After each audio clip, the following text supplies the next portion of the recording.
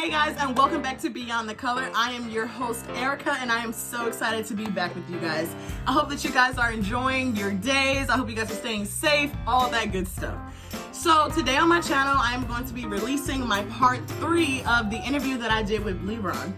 If you guys have not already seen, I've also posted a part 1 and a part 2. That's right, a part 1 and a part 2 already on this channel, so please go ahead and give that a look. Before we go ahead and get into video today, I just want you guys to know that we are here. Does that ring a bell?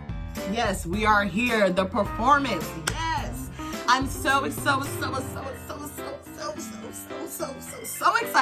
to let you guys know that all of this work that we have been doing this entire year with the We Are Here Black Lives Matter performance is finally all about to be displayed for you guys. I'm so excited for everybody to see the finished product. There's been so many people working so hard behind the scenes, so just make sure that you keep on looking out. Keep on looking out, okay? Words are hard.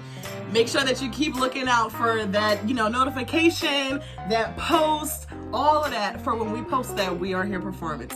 And also, thank you again to everybody who participated in my Black Lives Matter performance. I know that it was a lot of work, and I'm just so grateful that I was able to get so many different people from the marching arts. So, without further ado, here's my part 3 of my interview.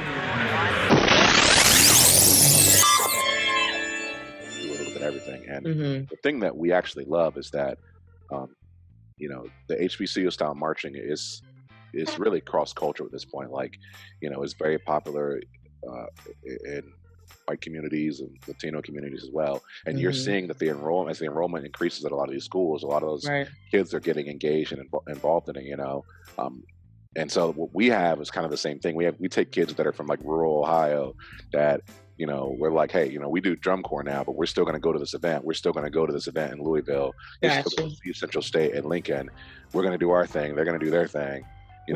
We'll still do something like, we'll play neck, we'll play like some Beyonce, we'll still, we're going into the audience, we want to play, and for these kids, they're used to playing their show where it's very much like, okay, everybody claps, we're playing Beyonce Countdown, and the crowd's like singing like 1, 5, 4, 3, and like, they're just like, they're singing. Get into it.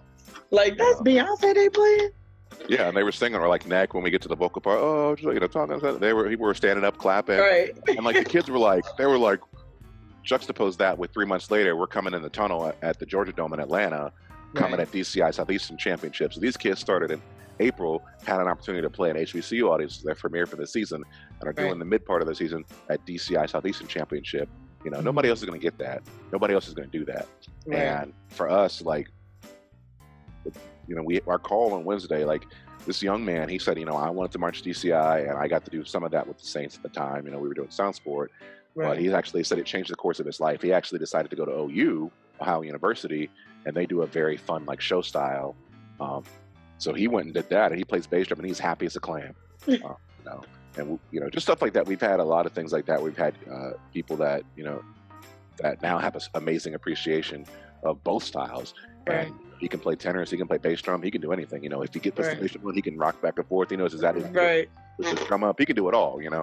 And it's always amazing to see, people who have come from your program go out and be able to, just basically do all these different things that, of course, it's still like marching band related, even if it's not, but just be successful in the marching band. And I think one of the things that Mr. Cheatham always says, and, it's part of our values, he says a rising tide lifts all boats, right? So somebody helped you.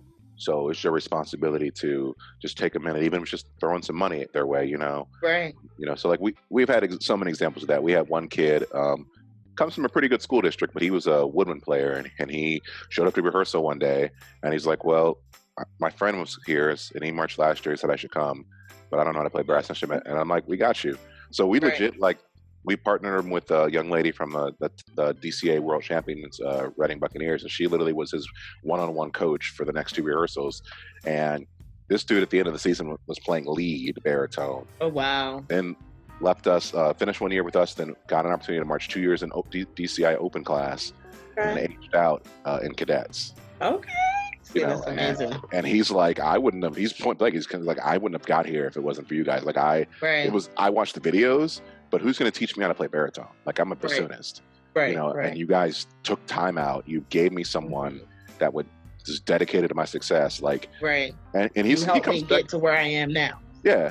And he turned that dream into a reality. We've had other people. That's amazing. I love to hear that stuff, like, and we have other things where it's not even that intense where, we've had, I don't want to get too deep specific, but we had a young lady who, was having some emotional issues, and her mom was like, hey, I marched drum corps and you're the closest one. I looked you guys up. I really like what you stand for. And they're driving in 2.5 hours, Wow. And I can't even, like, this girl she was young, but she would, like, never really smile. Like, how you doing? She's like, I'm fine.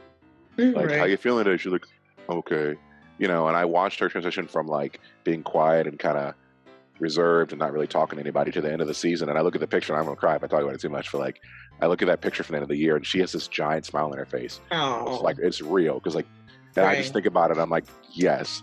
Right. And, she had a situation the next year where she had some medical stuff come up, and they basically told her, like, hey, you really can't march after this, like, you're back and everything. And she's like, well, I want to go do my final year with the Saints then. And she came back, and she was the light of the corps that year, one of many. That's good. She's off doing great things. I mean, she's socialized, like, we just have so many great stories like that. We had one kid who was severely autistic, and just loved to play drums. He'd been in the Saints for years. He kept coming back. And he's at Central State now. He's chopping it up on the drum line, just killing it. Right. We had another. That's amazing. It seems like you guys are definitely like I said, like a place where you really can sit here and go and really like be yourself and really, really like, learn all the tools that you need, not even just to be a successful like musician or, whatever like you play or spin anything like that, but also just a better person. You know what I'm saying? Like, it seems like that girl had a lot of like self-confidence thing that's been boosted. Like, that's always just amazing, just to have an organization like that, because not even just one person, but there's so many people, that you can count on and back up on, And that's also something else that I love about Marching Band is all the connections and everything that you make. I feel like you make so many connections in the marching arts in general, because it's like so big, even when you go somewhere, it's like, oh, you march this place, and it's like connecting the dots. Like, it's just amazing to see, But I think okay. No, I think the other thing, I will say that for us, that also extends to, a lot of our LGBTQ members as well. So we work to try to create a space for them as well. We've had trans staff members. We've had, we don't care. Like you come in and your family. Right. We've had situations where we had some members that were, presenting. They were happy that they could be on the field and present their costume and the gender they wanted, and they were like so excited about that. Like they were crying. To be included, it was their first performance that they were able to present as they see themselves, and so it was like a big deal for them. And we were just like, hey, right, we're here to make you happy. So that's amazing. Well, I just want to thank you so much for having this interview with me. I know, like I said, it's been a long time trying to sit here and get this interview, but I definitely appreciate it. You guys sound like you definitely are doing amazing things. Hopefully I can get you on one of the discussions. Whenever, when you guys get everything all situated, I definitely going to be on the lookout for that. But again, I just want to say thank you so much for speaking with me this evening. And I hope that, you stay safe with Corona and everything that's going on. Just make sure that you try to stay safe the best you can. I am doing my best, so. The best that's all we can do, So you too. Thank you. I appreciate the opportunity. It's been fun.